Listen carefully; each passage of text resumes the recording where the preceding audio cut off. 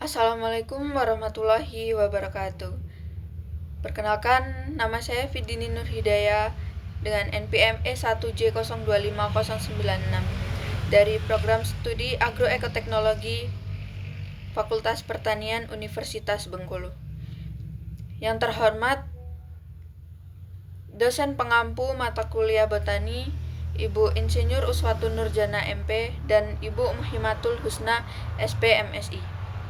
Baiklah, di sini saya akan mempresentasikan hasil project metode morfologi saya tentang kedelai dengan spesies Glycine Max L. Mer. Famili Fabaceae atau Leguminosae. Yang pertama yaitu morfologi akar.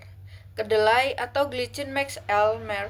memiliki sistem perakaran tunggang yang berkembang dengan baik. Akar utama tumbuh dalam tanah dan menghasilkan banyak akar cabang yang menyebar ke samping. Pada akar kedelai terdapat bintil akar yang terbentuk akibat simbiosis dengan bakteri Rhizobium japonicum. Bintil akar ini berfungsi mengikat nitrogen bebas dari udara sehingga dapat dimanfaatkan oleh tanaman untuk pertumbuhan dan perkembangan. Sistem perakaran yang kuat membantu tanaman menyerap air dan unsur hara secara optimal. Selanjutnya yaitu morfologi batang. Batang kedelai berbentuk silindris atau bulat dengan permukaan yang ditutupi rambut-rambut halus atau trikoma. Batang tumbuh tegak dan memiliki ruas serta buku yang jelas. Tinggi tanaman kedelai bervariasi antara 30-100 cm tergantung varietas dan kondisi lingkungan tempat tumbuh. Warna batang umumnya hijau ketika muda dan berubah menjadi kecoklatan saat tanaman memasuki fase tua. Batang berfungsi sebagai penopang daun, bunga, dan buah serta sebagai jalur transportasi air dan hasil fotosintesis. Selanjutnya yaitu percabangan batang. Percabangan pada tanaman kedelai termasuk tipe monopodial, yaitu pertumbuhan batang utama tetap berlangsung meskipun telah terbentuk cabang-cabang samping. Cabang muncul dari ketiak daun dan jumlahnya berbeda-beda pada setiap varietas. Banyaknya cabang sangat memengaruhi jumlah bunga dan polong yang dihasilkan tanaman. Semakin baik kondisi pertumbuhan tanaman, semakin banyak cabang yang dapat terbentuk sehingga berpotensi meningkatkan hasil panen. Selain itu juga dapat dijadikan tempat tumbuh daun, bunga, dan buah atau polong, memperluas area fotosintesis, membantu penyerapan cahaya matahari, mendukung pembentukan lebih banyak polong dan biji, dan meningkatkan produktivitas tanaman. Morfologi daun. Daun kedelai merupakan daun majemuk trifoliat, yaitu satu tangkai daun terdiri atas 3 anak daun. Bentuk anak daun umumnya oval hingga lonjong dengan ujung meruncing dan tepi daun rata. Daun berwarna hijau muda hingga hijau tua tergantung umur tanaman dan varietasnya. Permukaan daun ditutupi oleh rambut-rambut halus atau trikoma dan berfungsi melindungi daun dari gangguan hama dan mengurangi penguapan air yang berlebihan. Daun tersusun secara berseling pada batang dan cabang tanaman. Sebagai organ utama fotosintesis, daun berperan dalam menangkap cahaya matahari untuk menghasilkan makanan yang dibutuhkan tanaman.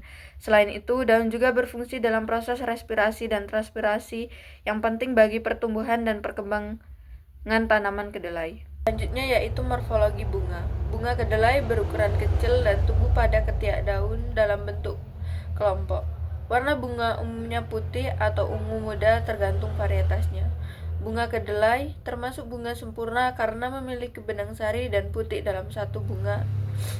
Penyerbukan pada kedelai sebagian besar terjadi secara menyerbuk sendiri atau self-pollination.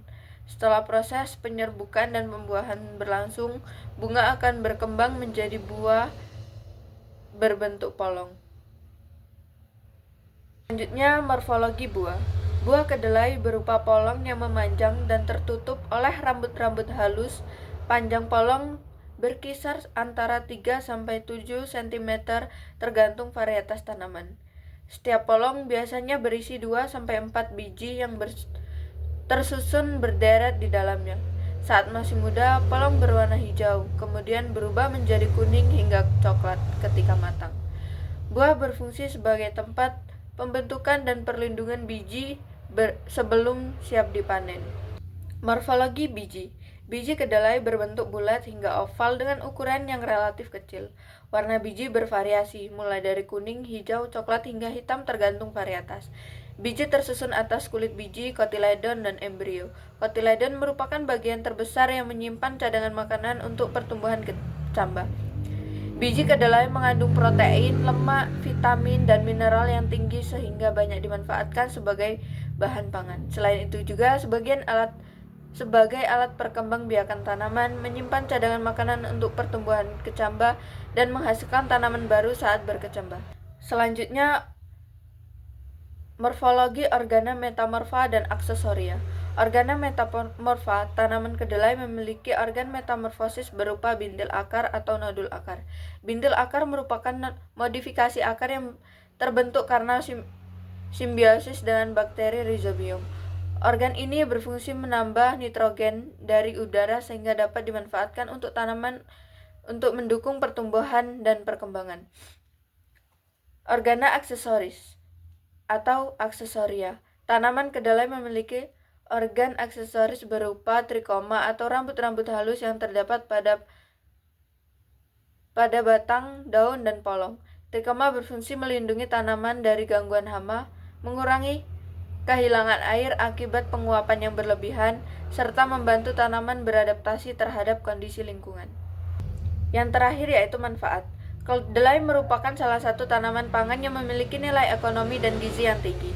Biji kedelai mengandung protein nabati yang sangat baik untuk kesehatan dan sering digunakan sebagai bahan baku pembuatan tahu, tempe, kecap, susu kedelai, dan berbagai produk olahan lainnya.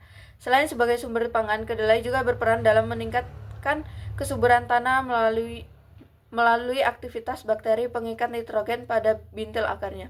Oleh karena itu, kedelai menjadi komoditas penting dalam sektor pertanian dan industri pangan di Indonesia. Itulah tadi presentasi dari saya. Sekian. Wassalamualaikum warahmatullahi wabarakatuh.